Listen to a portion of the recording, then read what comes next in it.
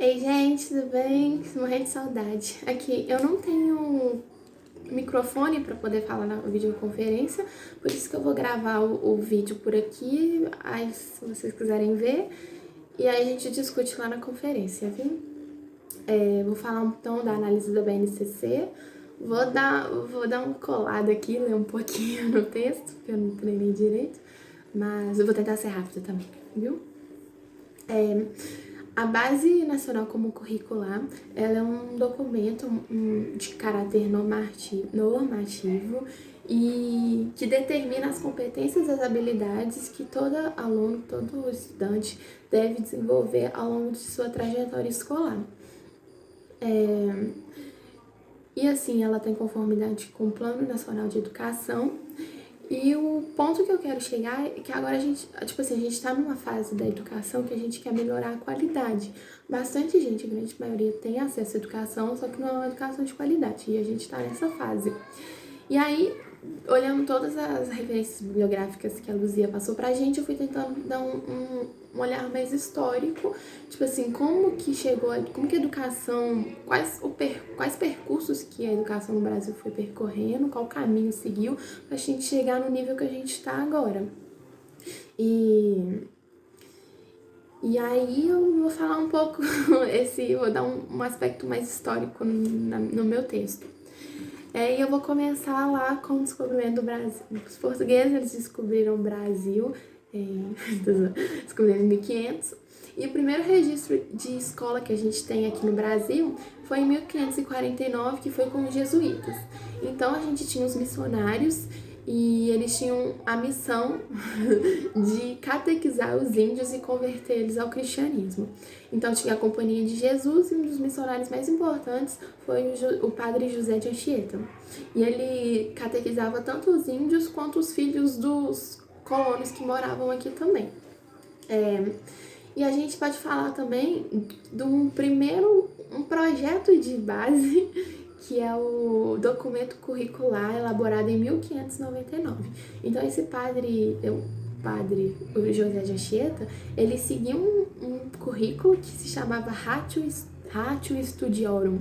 Esse documento, ele tentava falar o que ele devia ensinar para os índios, o que ele devia ensinar para os filhos dos colonos. Em 1772 teve a Reforma Pombalina aqui no Brasil. O Marquês de Pombal, ele era um cara muito visionário, tinha ideias iluministas, e ele foi a primeira vez que aqui teve aulas régias ministradas por docentes concursados. Então criou-se a ideia de professor, que antes quem dava aula era o padre, agora já tem essa pessoa que é responsável por ensinar os outros, né? Já cria a ideia de professor. Uma curiosidade foi que lá em Portugal foi o primeiro lugar que teve educação pública por causa de Pombal. Em 1808, a família real chegou aqui no Brasil e foram criadas as primeiras escolas de ensino superior, com o objetivo de ter mão de obra qualificada para trabalhar na corte, né? Já que a família veio para cá, precisava de gente para trabalhar. E era um ensino gratuito, só que só para os filhos dos portugueses. Em 1827 já começou a ter escola para outras pessoas, tipo assim, para a população mais pobre, para negro, para índio e para os mestiços, né? Só que era uma escola de péssima qualidade, tipo assim, muito pouco, né? Insignificativo. Em 1834 foi criada a primeira escola normal de Niterói. As escolas normais eram escolas destinadas para a formação de professores. Então a gente já teve um avanço e durante os 50 primeiros anos, só homem que podia ser professor, mulher não, mas aí depois mudou, né? Então, e aí mesmo com a proclamação da República, mesmo com a abolição da escravidão, ainda tinha essa dualidade de ensino, tipo assim, os ricos, eles tinham poucas escolas, mas eram escolas muito boas, e os pobres, péssimas escolas e poucas e de qualidade muito questionável.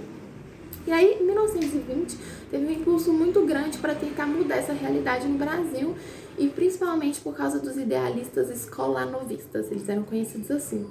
E eles defendiam um movimento escola nova. Um escolanovista muito importante, que teve um papel muito fundamental, foi o Anísio Teixeira. e ele é marcado por tentar tornar a educação mais inclusiva e uma educação mais moderna também. Ele fez várias coisas, ele é um cara realmente muito importante. Por exemplo, articulou a construção do sistema de ensino público. Ele sabe a importância da ciência na educação, então usou as contribuições da ciência. Criou escolas de formação em nível superior também. Ele foi signatário do Manifesto da Educação Brasileira, que queria reformar o ensino. E nessa reforma desse ensino, a educação devia ser pública, devia ser laica, ou seja, sem influência da igreja, de qualquer igreja, né? E obrigatória. Um documento bem legal. Ele escreveu vários livros, sendo que um dos mais... O povo fala que é melhor, não li, né? Mas deve ser bom mesmo. É o Educação Progressiva, que afirma que as escolas, elas devem acompanhar a sociedade. E a sociedade está em constante mudança. Então, a escola tem que estar preparada para a mudança. Ele tinha vários ideais de criar escolas técnicas secundárias, escolas experimentais com métodos inovadores de educação, ensino por projetos e construção. Eu não sei se ele queria ou se ele construiu isso tudo. Tipo, institutos de pesquisa também. Aí, em 1930, teve o golpe de Vargas, e apesar do controle ideológico que tinha nas salas de aula, essa foi uma época muito boa que teve um salto muito grande. Todos aqueles idealistas de 1920, eles começaram a ascender o poder, eles começaram a ocupar os cargos públicos, e aí o governo ele começou a ter uma preocupação muito grande com a educação. Tipo assim, foi um salto bem positivo. As primeiras iniciativas do governo de organizar o processo de educação. Foi criado o Ministério da Educação e secretarias estaduais de educação. Na Constituição de 34, foi a primeira a incluir o seu texto um parágrafo inteiro falando só sobre educação. Em 1942 foi regulamentado um ensino industrial, que eram escolas técnicas tipo o Senai, e eram principalmente para as escolas mais pobres, para a população mais pobre. E só depois disso também, tipo, depois que a Era Vargas acabou, que foi a Constituição afirmou que a escola é um direito para todos. Então ainda assim demorou. Em 1961 foi criada a Lei de Diretrizes e Bases, a LDB, que é um documento que institui, tipo assim, quais disciplinas que devem ser lecionadas na escola. Na versão de 71 da LDB, ficou obrigatória a conclusão do ensino primário com 8 anos. E aí, na Constituição de 1988, a Constituição nossa vigente, o artigo 210 previu a criação de uma base nacional comum curricular. Então, bem antigo isso. Para assegurar uma formação básica comum e respeitar os valores culturais e artísticos nacionais e regionais.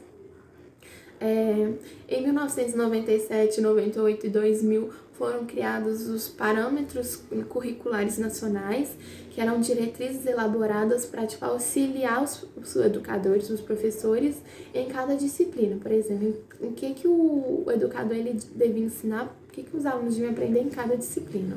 Então, era um documento normativo também. Aí, os PCNs, eles foram vigentes até pouco tempo atrás. Então, não tem muito tempo que mudou, não. E aí, em 2008, 2013, teve várias conferências e discussões para saber para discutir o estado da educação brasileira e promover diversas melhorias, né? E aí, em 2014, numa desses debates, surgiu a ideia da criação, não surgiu a ideia, né, mas a ideia da criação da BNCC, ela salientou de novo.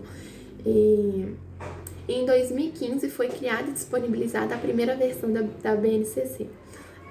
Em 2016, em 2015 tinha vários dias que era dias de discussão da BNCC, que aí a sociedade podia discutir, falar os pontos negativos, pontos positivos para melhorar e criar novas versões. Em 2016 foi elaborada a segunda versão, no final foi elaborada a terceira versão, e em 2017 foi elaborada, o MEC, ele entregou a versão final da BNCC, que foi homologada pelo ministro da Educação Mendonça Filho em 20 de dezembro de 2017. E aí, em 2018, foi um processo de... 2018 foi um processo de discussão de como seria a implantação da BNCC. E também teve a fase da implantação no ensino médio, a BNCC, a etapa do ensino médio, que antes não tinha, era só ensino fundamental 1 e 2. E aí, atualmente, a gente vive a fase mais crítica e a fase mais difícil, que é a implantação da BNCC, que deve ser articulada, que deve ser efetiva e bem planejada, porque não adianta nada um texto cheio de palavra bonita, cheio de coisa legal, mas se isso não for aplicado na prática, o que é muito difícil, né? E aí, num dos textos fala também da diferença entre currículo e BNCC. Currículo é a forma que a escola utiliza, as metodologias, o modo que a escola vai trabalhar. Cada escola tem o seu currículo, né? Cada escola monta o seu currículo de acordo com seus ideais, com suas características. E a função da BNCC é ser um documento de gestão e de regulação do currículo, ou seja, regularizar esses currículos e fazer com que todos, independente do modo, eles garantam que os alunos eles vão sair dali, eles vão entrar na escola, vão sair da escola com habilidades e competências adquiridas. Ou seja, tornar transparente para os pais, para os alunos e para os estudantes, para os pais, para os professores e para os estudantes, o que eles devem aprender, quais são as competências básicas que todo mundo deve aprender. Então a base não tem essa. Eles tomam cuidado de falar que a base não tem esse ideal tipo de aprisionar ou engessar os currículos, deixar tudo igual. E aí a gente tinha que descrever as competências gerais, que são 10. E aí eu não vou falar uma por uma não, porque todo mundo leu, mas aí se quiserem eu posso falar também. E nessa base tem uma coisa interessante, que ela contempla a educação no seu contexto integral, ou seja, todas as dimensões, além da dimensão do cognitivo, acadêmico, intelectual, as dimensões do físico, do social, do emocional e do cultural, ou seja, tudo isso o aluno tem que desenvolver ao longo de sua trajetória. E aí a gente vê aqui nos 10 competências, várias características, tipo desenvolver repertório de conhecimento, desenvolver pensamento científico, pensamento crítico, criar repertório cultural, desenvolver capacidade de comunicação, promover cultura digital, saber gerir a vida acadêmica, pessoal, ter disciplina, capacidade de argumentação, embasamento teórico, promover o desenvolvimento pessoal, autoconhecimento e autocuidado, saúde mental, criar responsabilidade social, que é muito importante, desenvolver autonomia, entre várias outras que a gente pode discutir também.